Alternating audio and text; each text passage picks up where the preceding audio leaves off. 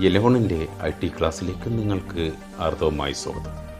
പ്രാഥമിക ഘട്ടം മുതലുള്ള ക്ലാസ്സുകളാണ് നമ്മൾ ഇവിടെ ആരംഭിക്കുന്നത്. താഴെത്തട്ടിലുള്ള ആളുകൾക്കും മനസ്സിലാക്കുന്നതിന് വേണ്ടിയാണ് അങ്ങനെ ചെയ്യുന്നത്.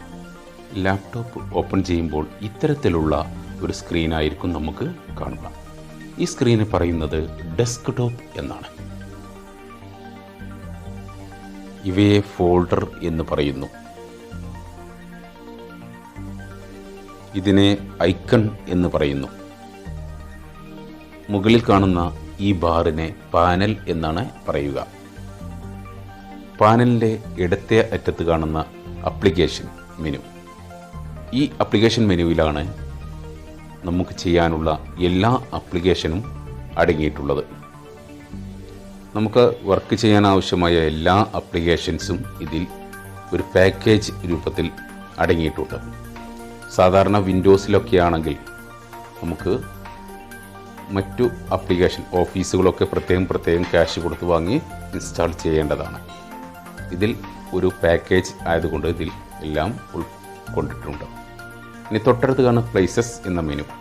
അതിലാണ് നമ്മൾ കമ്പ്യൂട്ടറിൽ ഉള്ള ഹാർഡ് ഡിസ്ക് മറ്റു ഭാഗങ്ങളെയൊക്കെ നമുക്ക് കാണാൻ കഴിയുക.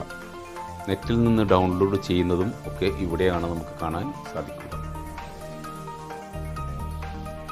ഇനി പാനൽ വലത്തോട്ട് നീങ്ങുമ്പോൾ ആദ്യം ഒരു ടവർ കാണാം. അത് വൈഫൈ അല്ലെങ്കിൽ നെറ്റ്, മൊബൈൽ ഡാറ്റ എന്നിവയുടെ കണക്ട് ചെയ്തതിൻ്റെ ഡീറ്റെയിൽസ് അവിടെ കാണാം. തൊട്ടടുത്ത് നമ്മുടെ കമ്പ്യൂട്ടറിൽ ഇൻസ്റ്റാൾ ചെയ്തിട്ടുള്ള ഭാഷ കാണാം. ഇപ്പോൾ ഇംഗ്ലീഷ് മാത്രമാണ് അവിടെ കാണുന്നത്.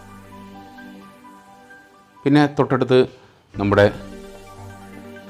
ലാപ്ടോപ്പിൻ്റെ സൗണ്ട് അഡ്ജസ്റ്റ് ചെയ്യാൻ തൊട്ടടുത്ത് ഡേറ്റും കലണ്ടറും കാണാം. തൊട്ടടുത്ത് ഒരു മോണിറ്ററിൻ്റെ ചിഹ്നം കാണുന്നുണ്ട്. ഇവിടെയാണ് സെറ്റിങ്സ്, കമ്പ്യൂട്ടറുമായി ബന്ധപ്പെട്ട സെറ്റിങ്സ് നടത്താനുള്ളത്. അതുപോലെ തന്നെ ഷട്ട് ഡൗൺ ചെയ്യാൻ, റീസ്റ്റാർട്ട് ചെയ്യാനൊക്കെ ഇവിടെയാണ് നമ്മൾ ഉപയോഗിക്കുന്ന ഒരു മേഖല.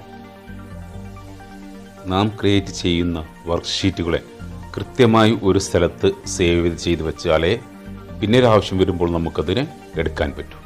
അതിനുവേണ്ടി നാം ഒരു ഫോൾഡർ ക്രിയേറ്റ് ചെയ്യാം. ഡെസ്ക്ടോപ്പിൽ മൗസിൻ്റെ റൈറ്റ് ബട്ടൺ ക്ലിക്ക് ചെയ്യുന്നു. അപ്പോൾ ന്യൂ ഫോൾഡർ എന്ന് കാണാം. അതിൽ ക്ലിക്ക് ചെയ്യുക. അപ്പോൾ ഒരു പേര് നൽകാനുള്ള സ്ഥലം വരും. അവിടെ നമുക്ക് ടൈപ്പ് ചെയ്ത് കൊടുക്കാം. എന്ത് പേരാണോ നമ്മൾ ആ ഫോൾഡറിന് എടുക്കാൻ ഉദ്ദേശിക്കുന്നത് ആ പേര് ടൈപ്പ് ചെയ്ത് കൊടുക്കാം. ഞാനിവിടെ IT ട്രെയിനിങ് എന്ന പേര് കൊടുത്തു. മുകളിൽ കാണുന്ന പച്ച ബട്ടൺ, ക്രിയേറ്റ് എന്ന് എഴുതിയിട്ടുള്ള പച്ച ബട്ടണിൽ ക്ലിക്ക് ചെയ്യുന്നു. ഇപ്പോൾ ഡെസ്ക്ടോപ്പിൽ IT ട്രെയിനിങ് എന്നൊരു ഫോൾഡർ ക്രിയേറ്റ് ആയിട്ടുണ്ട്. ഇനി നമുക്കൊരു ലാംഗ്വേജ് ആഡ് ചെയ്യാം. അതിന് ലാംഗ്വേജ് ഇൻഡിക്കേറ്റർ ക്ലിക്ക് ചെയ്ത് നോക്കി. അപ്പോൾ അവിടെ ഇംഗ്ലീഷ് മാത്രമാണ് അതിൽ ലാംഗ്വേജ് ആയിട്ടുള്ളൂ. എന്നാൽ പുതിയൊരു ലാംഗ്വേജ് ആഡ് ചെയ്യണമെങ്കിൽ ടെക്സ്റ്റ് എൻട്രി എഡിറ്റർ എന്ന് കാണാം അതിൻ്റെ ഏറ്റവും താഴെ. അതിൽ ക്ലിക്ക് ചെയ്യുക. അപ്പോൾ ഒരു വിൻഡോ ഓൺ ചെയ്ത് വരും. അതിൽ റീജിയണൽ ആൻഡ് ലാംഗ്വേജ് എന്ന ഓപ്ഷൻ ആയിരിക്കും വരിക. ഇനി ഇല്ല എങ്കിൽ ആ ഓപ്ഷൻ ക്ലിക്ക് ചെയ്ത് ഓണാക്കുക. ഇപ്പോൾ ഇംഗ്ലീഷ് മാത്രമാണ് ഇതിൽ ആഡ് ആയിട്ടുള്ളത്. താഴെ കാണുന്ന പ്ലസ് എന്ന ബട്ടണിൽ ക്ലിക്ക് ചെയ്യുക. അപ്പോൾ വരുന്ന ലിസ്റ്റിൽ മലയാളം എന്നതിനെ ക്ലിക്ക് ചെയ്യുക. വീണ്ടും മലയാളം എന്നതിനെ ഒന്നും കൂടെ ക്ലിക്ക് ചെയ്യുക. ആഡ് എന്ന ബട്ടണിൽ ക്ലിക്ക് ചെയ്യുക. ഇപ്പോൾ മലയാളം കൂടെ ആഡ് ചെയ്തതായിട്ട് നമുക്ക് കാണാൻ സാധിക്കും. ഇതുപോലെ ഏത് ഭാഷ വേണമെങ്കിലും നമുക്ക് ആഡ് ചെയ്യാവുന്നതാണ്. ക്ലോസ് എന്ന ബട്ടണിൽ ക്ലിക്ക് ചെയ്യുക. അപ്പോൾ അതിൻ്റെ ക്ലോസ് ചെയ്തു പോകും. ഇപ്പോൾ മലയാളം ആഡ് ചെയ്തതായിട്ട് നമുക്ക് കാണാനും സാധിക്കുന്നതാണ്. ഇനി നമുക്കൊരു വർക്ക്ഷീറ്റ് തയ്യാറാക്കി നോക്കാം. അതിനുവേണ്ടി ആപ്ലിക്കേഷനിൽ ഓഫീസിലെ ലിബ്രോ ഓഫീസ് റൈറ്റർ എന്നതിനെ തുറക്കുന്നു. Libre office writer office open ചെയ്ത് വരുന്നു.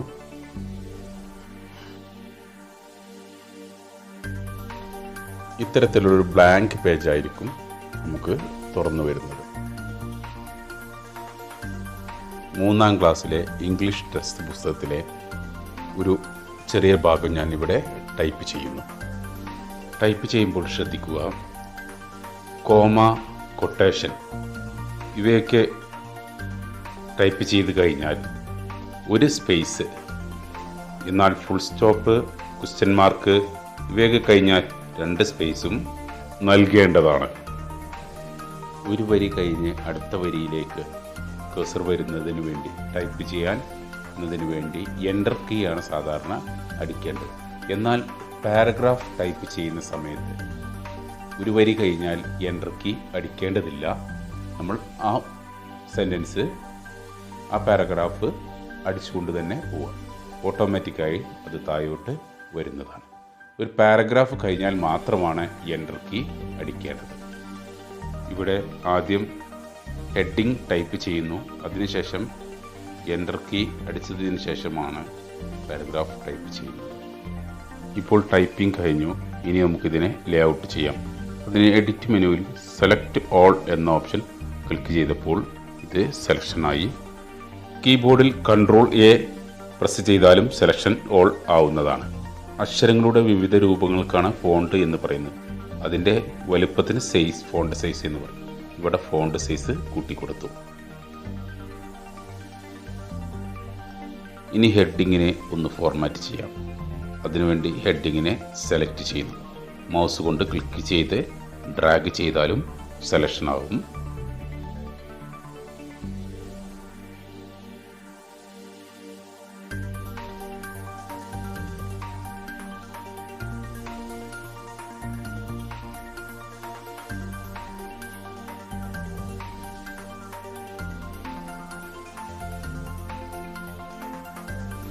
ഇനി അതിനെ അലൈൻ ചെയ്യാം.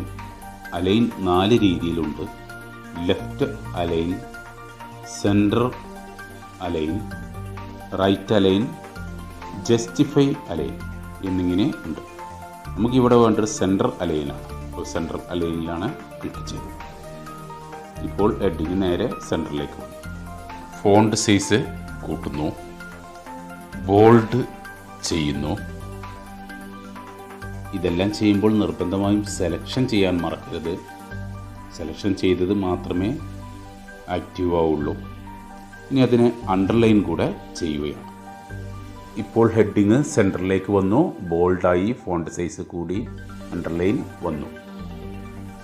ഹെഡിങ് കഴിഞ്ഞതിന് ശേഷം 2 എൻ്റർ കീ അടിച്ചു കൊടുത്തു, സ്പേസ് കൂട്ടുന്നതിന് വേണ്ടി. ഇനി ഹെഡിങ്ങിനെ സെലക്ട് ചെയ്യുന്നു, ഹെഡിങ്ങിനെ കളർ മാറ്റുന്നു. ഫോണ്ട് കളർ എന്നതിൽ ക്ലിക്ക് ചെയ്ത് ആവശ്യമുള്ള കളർ മാറ്റാവുന്നതാണ്. ഇനി പാരഗ്രാഫിനെ ലേഔട്ട് ചെയ്യാം. അതിനുവേണ്ടി മൗസ് കൊണ്ട് പാരഗ്രാഫിൻ്റെ ആദ്യ ഭാഗം സെലക്ട് ചെയ്യുന്നു. അതിനുശേഷം താഴോട്ട് ഡ്രാഗ് ചെയ്ത് കൊണ്ടുപോകുന്നതോടുകൂടി മൗസ് കൊണ്ട് ആദ്യ ഭാഗം ക്ലിക്ക് ചെയ്തു, ഡ്രാഗ് ചെയ്ത് താഴോട്ട് കൊണ്ടുപോകുന്നതോടുകൂടി സെലക്ഷൻ ആവുകയും ചെയ്തു. എന്നാൽ താഴെ ഭാഗത്തുനിന്ന് മേലോട്ടും ഡ്രാഗ് ചെയ്ത് സെലക്ഷൻ ചെയ്യാവുന്നതാണ്. ഇനി ഇതിൻ്റെ അലൈൻ നോക്കാം. ഇപ്പോൾ ലെഫ്റ്റ് അലൈനിലാണ് നിൽക്കുന്നത്. സെൻറ്റർ ആണെങ്കിൽ ഓരോ വരി ഓരോന്നിനും സെൻറ്റർ, റൈറ്റ് ആണെങ്കിൽ ഇപ്പോൾ റൈറ്റ് ഭാഗത്തേക്ക് അലൈൻ ചെയ്തിട്ടുണ്ട്. എന്നാൽ ജസ്റ്റിഫൈ നോക്കൂ, 2 ഭാഗവും ഒരുപോലെ നിൽക്കുന്നു. ഇങ്ങനെയാണ് സാധാരണ പാരഗ്രാഫുകളൊക്കെ ഉണ്ടാകാറുള്ളത്. അതുകൊണ്ട് ഇവിടെ പാരഗ്രാഫിനെ ജസ്റ്റിഫൈ അലൈൻ ആണ് കൊടുത്തിട്ടുള്ളത്. ഇനി വരികൾക്കിടയിലുള്ള സ്പേസ് ഒന്ന് കൂട്ടിക്കൊടുക്കാം. ഒരു കാര്യം ശ്രദ്ധിക്കുക, സെലക്ഷൻ ഉള്ളത് മാത്രമേ വർക്ക് ചെയ്യുള്ളൂ, മുമ്പ് സൂചിപ്പിച്ചതാണ്. അപ്പോൾ ലൈൻ സ്പേസ് എന്ന ഓപ്ഷനിൽ ക്ലിക്ക് ചെയ്യും.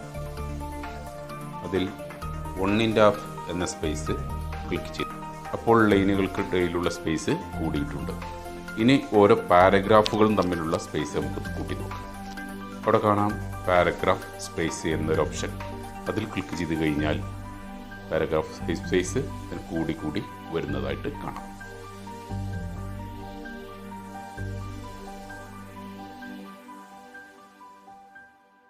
ഇനി ഫയൽ നമുക്ക് സേവ് ചെയ്യാം. അതിനുവേണ്ടി ഫയൽ മെനുവിൽ ക്ലിക്ക് ചെയ്യുന്നു.